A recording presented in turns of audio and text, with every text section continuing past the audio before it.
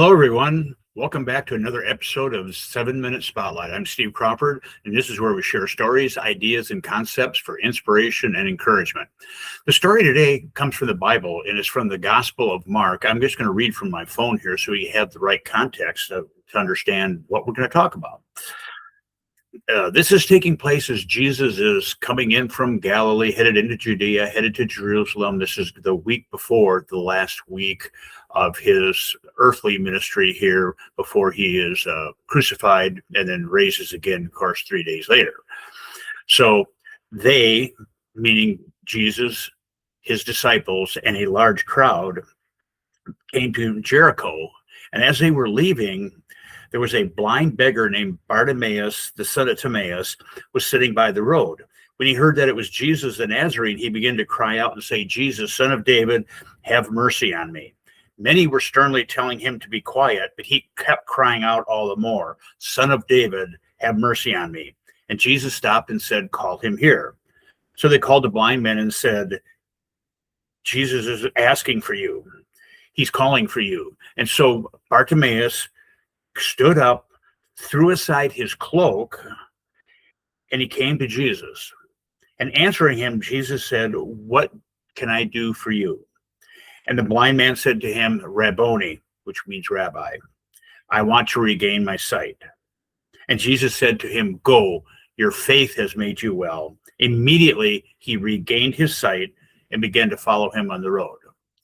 Now that is a great story. But let's unpack it a little bit and see exactly what are the keys in there, what are the little hidden gems that mean something to us, and how will that help us today? Well, one of the things right away is that Bartimaeus, it identifies him as the son of Timaeus. I did a little bit of research, and we don't really know what that exactly means. Bar meant son, so Bartimaeus, son of Timaeus.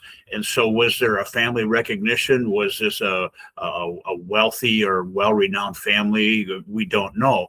But it does say that he was blind, and it says that he was a beggar. So here's somebody with literally no resources, and he's sitting alongside the road. That's what happened in a lot of the cases back in that day. You sat along the road and you were at the mercy of people that might share money with you, some food, whatever it is. It was a pretty dreadful existence. And so Bartimaeus is there, and he hears that it's Jesus. And because when he cries out, he says, "Jesus, son of David." So it wasn't like there was this mystery person coming.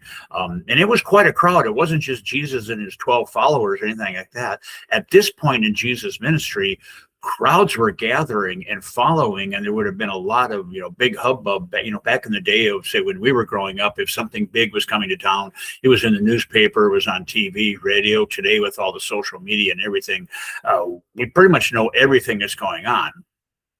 So Bartimaeus, hearing that it was Jesus, cries out, "Jesus, son of David."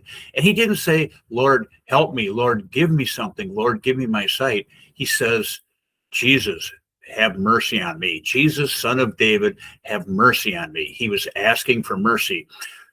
The definition of grace is getting what we don't deserve, and mercy is not getting what we do deserve. So it's interesting, I think, that he asked for mercy. But then standing up, when Jesus calls him forward, he stands up and throws aside his cloak. And I'm wondering, why is that detail in there?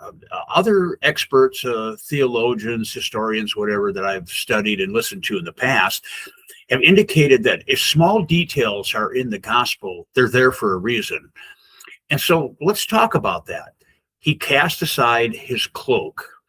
I did a little bit of research, and it was a big deal to have a cloak.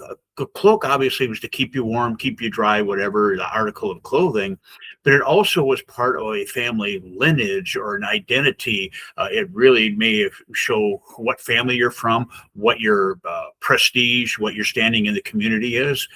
And if you look at a lot of the other spots in the Bible, going way back to the Old Testament, Joseph had the cloak of many colors. And that was the indication that he was highly favored by his father. And we know the story. His brothers were jealous, and they threw him in the pit and sold him into slavery into Egypt, part of the Old Testament history.